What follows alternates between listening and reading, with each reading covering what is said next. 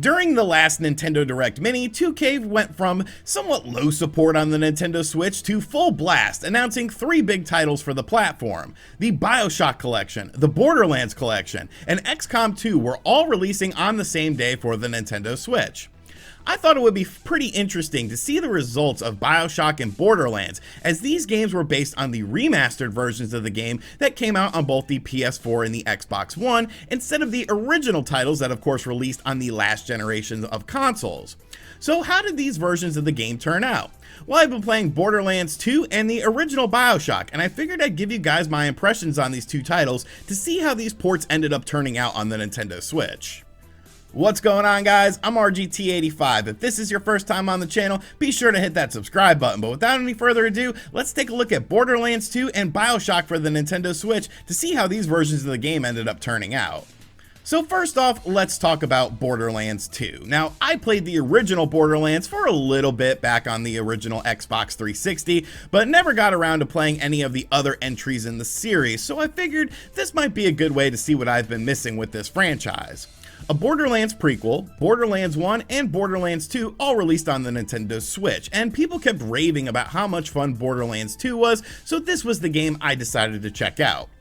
Now, Borderlands 2 is essentially a loot-based first-person shooter that is heavily driven by story, but the nice part about it is the fact that you could team up with your friends and play through the story online. Now let's be real, the Nintendo Switch doesn't have the greatest online service as we know, but there's actually a very simple online solution for this game. This game will show you if you have any friends online playing the game, and a simple tap of the button will invite them into your game. I played some online for a few hours with Wood from Beat 'em Ups, who actually got me a copy of the game, so thank you for that, Spawnwave, and Jordan Fringe. I was pretty surprised with the performance of the Nintendo Switch version in a mostly positive way. Even with all of us playing online together, and Wood and I were actually streaming the game on Twitch as well, there was no sort of performance issues with the game. The graphical style of the game is very nice and clean, and is based on the PS4 and the Xbox One version that released with the Handsome Collection. The Handsome Collection, of course, was essentially a better looking version of the game with a bunch of the DLC included. The game runs at what feels like 30 frames per second, and even when the action is pretty hectic, which it will be, the game retains a solid frame rate when playing both online or with playing by yourself. Enemies are well animated for the most part, environments are interesting and varied, and everything just has a nice clean sort of comic book aesthetic to it that I really like. Now with all that being said, I did notice a few issues with the game. A few times after killing some enemies, their bodies would just sort of convulse in a strange manner. Now, obviously this isn't a huge deal, but I did feel like it was worth noting because, well, it involves the graphics of the game. A bigger issue was something that we encountered when we were streaming the game. We got to a boss battle, we defeated this boss, and we were supposed to be able to go to a building in order to board a ship. However, the game glitched and wouldn't let us go through the building. The only way to circumvent this was to actually restart the game. Now, some members of my chat who are watching us said that the issue had happened to them before with other versions of Borderlands 2, but still, it seems like a weird bug and something that should have been addressed since it seems to be, well, rather well known. The other thing I noticed was with the controls of Borderlands 2. They feel a tad bit, I guess you would say, floaty at times. Some guns feel way better than other guns do, and it almost seems like some of the guns you come across are hardly usable due to how much sway they have with them.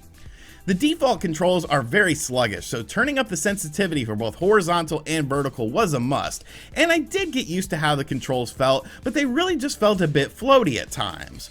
At first, I wasn't sure if that's just how the game was, but after talking with Modern Vintage Gamer, who has played Borderlands 2 previously on other platforms, he also said that he felt like the Nintendo Switch version of the game did have some somewhat floaty controls. Finally, I had a strange issue occur very randomly, in which all of a sudden my character would just start staring at the ground, almost like the analog stick was stuck, but it wasn't. Now this only happened to me about 3 times in my time with the game, but it wasn't a controller issue, and it definitely felt like it was something baked into the game. Now obviously I have talked a lot about some of the negatives here, but I really am having fun playing this game. The combat is strangely satisfying, and having so many different guns, so many different shields and perks and special attacks to choose from really keeps you wanting to play the game because everything consistently feels fresh because you're always getting new stuff. From a technical perspective, it is way better than the previous handheld version of the game that was of course available on the PlayStation Vita. And the fact that this game could easily be mistaken for the PS4 or the Xbox One version of the game in terms of graphics is really a testament to just how solid of a port this game received on the Nintendo Switch. Now, a game I was very familiar with was Bioshock, and Bioshock 2, and Bioshock Infinite have all released on the Nintendo Switch. I went ahead and decided to jump back into Rapture with the first Bioshock game, as I have some pretty fond memories of playing it back on the Xbox 360. All three Bioshock games released for the Nintendo Switch, much like the Borderlands games, are all based on the remastered edition that came out on the PS4 and the Xbox One, so I was interested to see how the Nintendo Switch version of the game performed. Now, Bioshock is a first-person adventure game in which you are exploring the underground city of Rapture, which was supposed to be a utopian-like place, but it went downhill due to traitors within the city and the emergence of genetic mutations known as atoms. Now, Bioshock honestly looked really good on the 360. I would go ahead and say it was one of the best looking games in terms of raw graphical power, and Bioshock Remastered on the Nintendo Switch really just looks absolutely fantastic. I was really concerned that these ports would say remastered on them, but really just be some sort of weird bastardized hybrid version of the Xbox 360 games, but these games clearly aren't. Colors are vibrant, textures are clear and crisp, and some of the environments that you visit are simply breathtaking, even 12 years since the game was originally released. I played a lot of this game in handheld mode, and surprisingly, it looks nearly as good as it does in docked mode. There was no additional draw-in or Vaseline blur smear plaguing the game in handheld mode, and it's really just an absolute treat to see this game running so well on the Nintendo Switch. Now, much like Borderlands and the Borderlands collection of games, Bioshock runs at 30 frames per second, but once again, it's nice and smooth with really no noticeable frame rate dips, even when you have multiple splicers attacking you or security bots and big daddies hunting you down. I will say that the gunplay in the game does feel a tad bit dated when you compare it to modern first-person shooters and adventure games, but honestly, it works well enough. And much like the Borderlands games, the Bioshock games include DLC that released for them that I actually never checked out with the original game. Bioshock Remastered has a really cool museum feature in it. Now, unlike other museums and games, which is, well, really just a collection of various artwork and whatnot, this is actually like a museum, and you walk around this museum looking at different displays. I really like this feature of the game and probably spent too much time walking around and just enjoying the scenery. Also included is some director's commentary that you can unlock playing through the game as well, which is a nice touch. So both games I've checked out performed great for the most part on the Nintendo Switch, but of course there are some Switch related things that we should talk about before you rush out to buy these games. First thing is, let's talk about pricing. If you buy the physical edition of either of these collections, it will cost you $50, which honestly isn't too bad of a price considering the amount of content you get, but obviously these collections have been out on other platforms for much longer, meaning, well, they're much cheaper. Besides that, the physical edition of these games only contains a small portion of each of these games on it, meaning you have to download something in order just to play it. I'm not quite sure why 2K didn't do something like put Bioshock 1 on the cartridge and require downloads to get the rest of the games, but both compilations are like this, requiring you to download quite a bit of stuff. And when I say quite a bit of stuff, I mean it, as these games are large. The first two Bioshock games are over 10 gigs each, with Bioshock Infinite coming in at over 20 gigs, and Borderlands is an even worse offender with this download size. Another thing is, if you go the digital route, the compilations are still $50, but if you buy each game individually, it's $20, which, I don't know, once again, that's a little bit strange to me.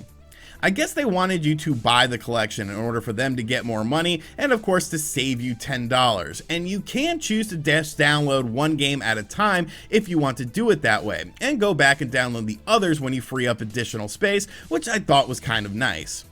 However, while I usually complain about the fact that, well, I want the full game to be available on the cartridge, when it comes to these compilations, I'm not even really sure if it would be feasible just due to the massive sizes of these games.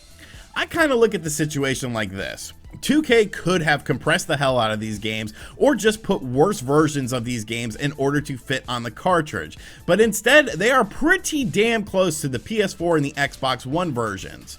In this case, I don't mind the download, as the game doesn't compromise the experience and retains the remastered features of these games. Now, obviously, if you are a multi-platform owner who doesn't care about things like handheld mode, you could just pick up the PS4 or the Xbox One version of these compilations at a lower price. But if you only own a Nintendo Switch, you are getting some extremely high-quality version of some awesome games, some of the best games of all time when you're talking about Bioshock, and really no compromises were taken into the quality of these versions of the games. Alright, so those are my thoughts and impressions on Borderlands 2 and Bioshock Remastered for the Nintendo Switch. Now, if you're wondering about games like Bioshock Infinite running on the Nintendo Switch, I know Nate from Direct Feed Games has some gameplay footage so you can see the graphics. I've watched those videos that he put up, and honestly, those games look fantastic as well. It really seems like no compromises were made to these versions of the game, and I know a lot of people are going to be upset and say, well, it would have been nice to have the full game on the cartridge, and I totally get that, but I would rather have a high-quality version of the game than sort of a gimped down version of the game just in order to fit it on the cartridge. So very impressive stuff here. If you've never played the original Bioshock and that's the only game you're sort of interested in, go ahead and buy it for 20 bucks. Like, it's just an absolutely fantastic experience and a game that has stuck with me throughout the years just because of the story of it, and I think it still holds up to today's standards. So go ahead and let me know in the comments section down below if you plan on checking out any of the Bioshock games or the Borderlands games for the Nintendo Switch. And as always, guys, thank you for checking out this video. Like I said, if you're new to the channel, make sure you subscribe and turn on notifications. Be sure to check out other videos on the channel, and as always, I will catch you guys on the next video. Later.